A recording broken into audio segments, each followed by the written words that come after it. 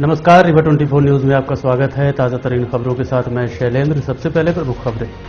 प्रभारी मंत्री ने किया त्योथर सिविल अस्पताल का भ्रमण, सीएमएचओ को दिया ऑक्सीजन बेड उपलब्ध कराए जाने का आदेश। एबीसी मॉल खुला पाए जाने पर नगर निगम ने ठोका 5,000 रुपये का जुर्माना।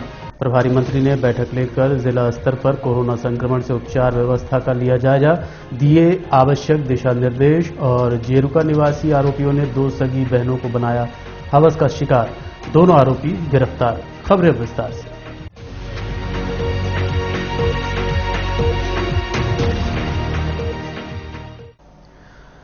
पंचायत एवं ग्रामीण विकास मंत्री पहुंचे त्योथर सिविल अस्पताल, निरीक्षण उपरांत बैठक पर दिए आवश्यक दिशा निर्देश। कोरोना महामारी के लगातार बढ़ते प्रकोप को मद्देनजर रखते हुए पंचायत एवं ग्रामीण विकास मंत्री रामखिलावन पटेल ने त्योथर सिविल अस्पताल का निरीक्षण करते हुए कोरोना संक्रमण से बचाव एवं उपचार व्यवस्था का निरीक्षण किया, जहां देखा गया कि कोरोना मरीज हेतु त्योथर अस्पताल में उपचार की समुचित व्यवस्था नहीं है। यदि कोई भी संक्रमित मरीज मिलता है तो उसे 80 किलोमीटर दूर रीवा ले जाना पड़ता है, जिसके चलते मरीज की हालत और अधिक बिगड़ जाती है। वहीं चाक घाट सामुदायिक स्वास्थ्य केंद्र में भी यही आलम देखा गया, जिसके बाद प्रभारी मंत्री रामखिलावन पटेल ने सीएमएचओ को निर्देश दिए हैं कि 3 दिन के अंदर सिविल अस्पताल त्योथर, सामुदायिक स्वास्थ्य केंद्र चाक घाट समेत अन्य सामुदायिक स्वास्थ्य केंद्रों के अंदर 10-10 ऑक्सीजन बेड उपलब्ध करवाए जाएं, ताकि कोरोना संक्रमित या सस्पेक्टेड का उपचार उक्त केंद्र में ही किया जा सके। इसके बाद डिमांड के हिसाब से बेडों की संख्या बढ़ाने के निर्देश भी दिए हैं। इस दौरान रीवा सांसद जनार्दन मिश्रा, त्योथर विधायक Shyamlal Dwivedi, CMHO Rewa, SDM, BMO सहित अन्य लोगों की उपस्थिति देखी गई। इस संबंध में प्रभारी मंत्री से बात की गई। सर, आज त्योथर सिविल अस्पताल का आपका निरीक्षण है, तो सर क्या कहना चाहेंगे? हम प्रत्येक सिविल अस्पताल और सामुदायिक स्वास्थ्य केंद्र में ऑक्सीजन बेड के 10-10 बेड रखवाना चाहते हैं पहले चरण में। फिर जैसे जैसे ऑक्सीजन की उपलब्धता होती जाएगी हम ऑक्सीजन बेड बढ़ाते जाएंगे। अपना प्रयास है कि जिनका ऑक्सीजन लेवल ठीक है वो यहाँ से 100 किलोमीटर दूर क्यों रीवा जाए, यहीं उनका उपचार हो जाए। यहाँ 5 डॉक्टर हैं और हमारे माननीय मुख्यमंत्री जी ने मेन पावर बढ़ाने का पूरा अधिकार दिया हुआ और जरूरत होगी नर्स स्टाफ भी बढ़ा लिया जाएगा, डॉक्टर भी बढ़ा लिए जाएंगे और प्रथमतः प्रयास है कि यहीं कोविड का इलाज हो जाए। सर, कल रीवा में कोरोना से मानवता शर्मसार हुई है। बीएसएफ का एक जवान 8 घंटा तक लगातार अपनी पत्नी को लेकर। कोरोना कर्फ्यू के बाद भी एबीसी मॉल द्वारा दुकान खोलकर सामान की बिक्री की जा रही थी, जिसके चलते नगर निगम अमले ने 5,000 रुपये का जुर्माना किया है।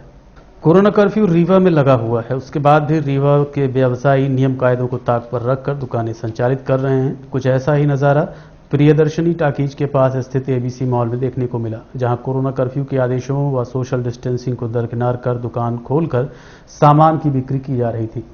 जानकारी मिलने पर मौके पर पहुंचकर नगर निगम अमले ने दुकान को बंद करवाया और 5,000 रुपये की चालानी कार्रवाई की। इस संबंध में रीवा 24 ने रावेंद्र शुक्ल से बात की। उन्होंने क्या जानकारी दी, आप खुद सुनिए। सूचना मिली एबीसी मॉल खुली पाई गई थी, कितने का चालान काटा गया? एबीसी मॉल की दुकान खुली पाई गई। इनका कहना है कि लाइसेंस बनाने की लेनी है, लेकिन ये झूठ बोल रहे हैं। इनकी 5,000 की चालानी कार्रवाई की गई एवं सील करने की कार्रवाई की जाएगी। लगातार दबाव बनाया जा रहा है। अभी राजस्व वाले भी आए थे, वो भी चालान काट रहे हैं।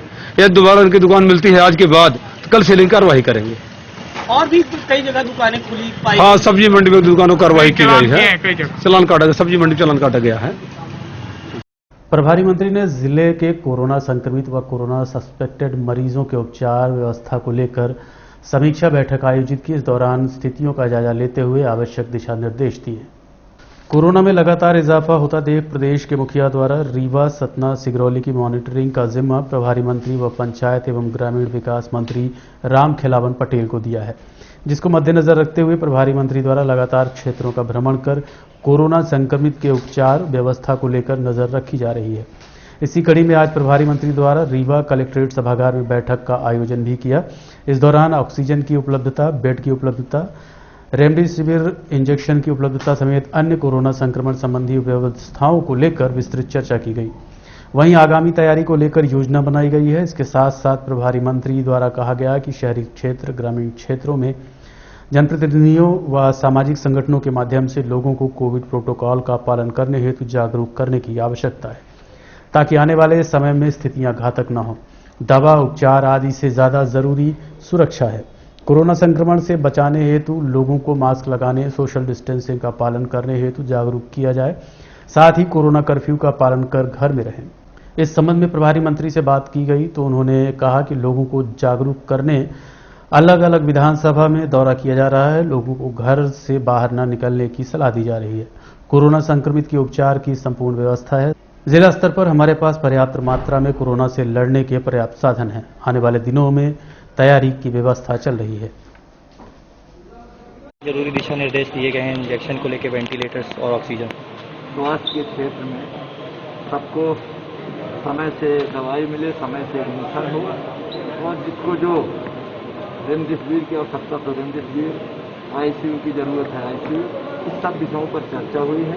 यहाँ पर्याप्त ऑक्सीजन है, पर्याप्त बेड की व्यवस्था है, और आने वाले समय में हमारे प्रदेश के सबसे मुख्यमंत्री जी ने सभी ऑक्सीजन की, रेमडेसिविर इंजेक्शन की सारी पर्याप्त व्यवस्था की हुई है। पर्याप्त फंड है, जहाँ जितनी जरूरत पड़ेगी खर्च करके निश्चित रूप से मानवता को बचाने का काम होगा।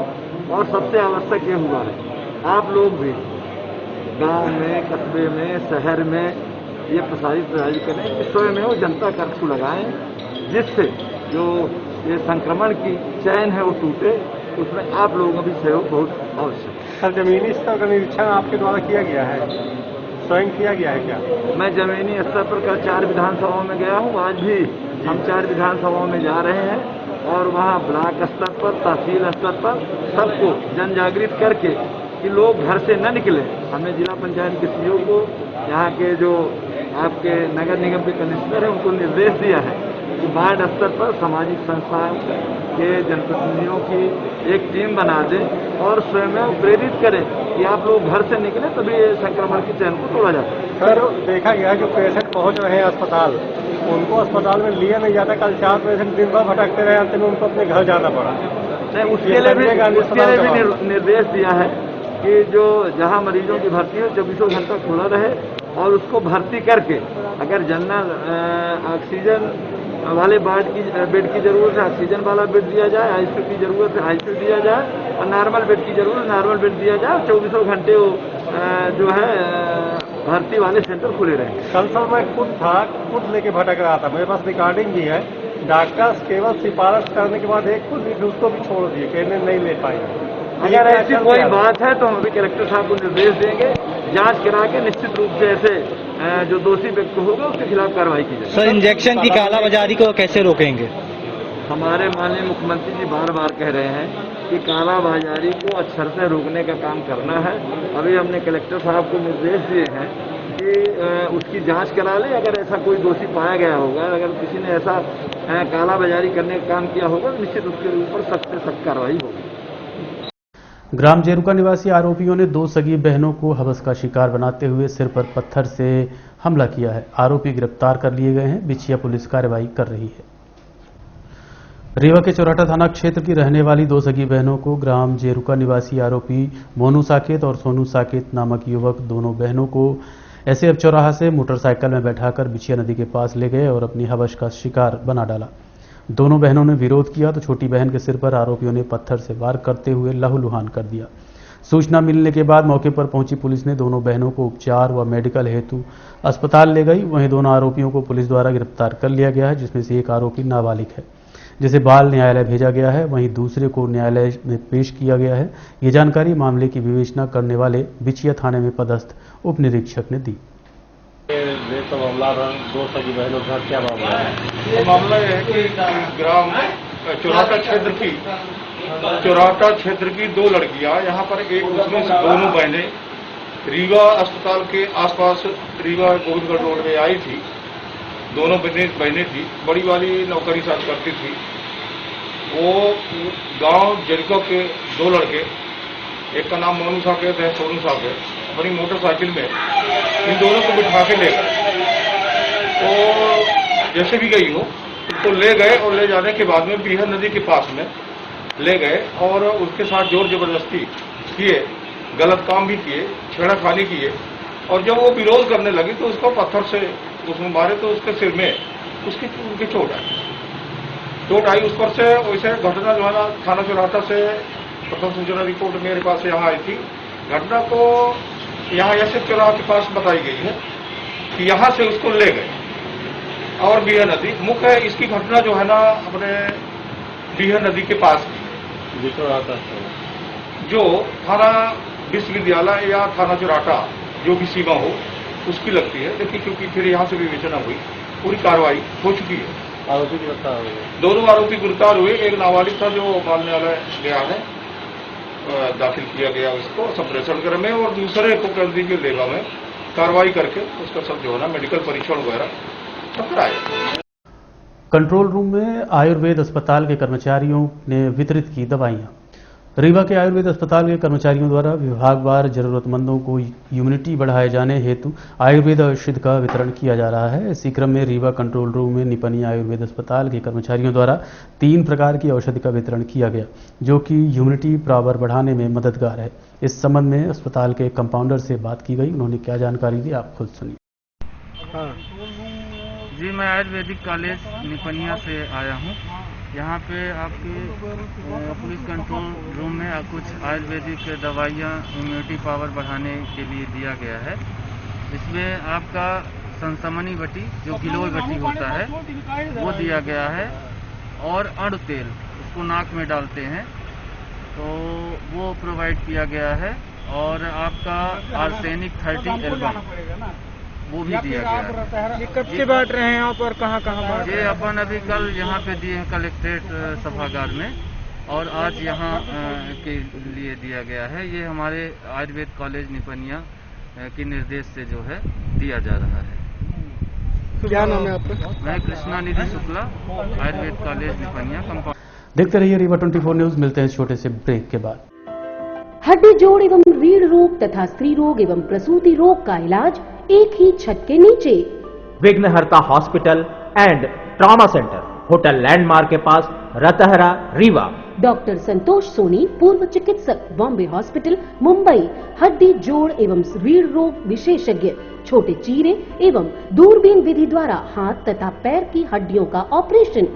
गठियाबात, जटिल एवं बिगड़े हुए फ्रैक्चर का बेहतर इलाज करते हैं डॉक्टर संतोष सोनी। विघ्नहर्ता हॉस्पिटल ट्रामा सेंटर में ही स्त्री एवं प्रसूत रोग विशेषज्ञ डॉक्टर शैलजा सोनी भी उपलब्ध हैं, जिनकी देखरेख में नॉर्मल डिलीवरी, सिजेरियन ऑपरेशन एवं बच्चेदानी से संबंधित ऑपरेशन की बेहतर सुविधा। संतानहीन दंपत्ति तत्काल संपर्क करें। विघ्नहर्ता hospital and trauma centre, hotel landmark के पास, रतहरा, रीवा। सुविधाजनक एवं सफल इलाज हेतु आज ही संपर्क करें। विघ्नहर्ता hospital and trauma centre, hotel landmark के पास, रतहरा, रीवा। मोबाइल नंबर 7828781983 अथवा 8462956774 पर।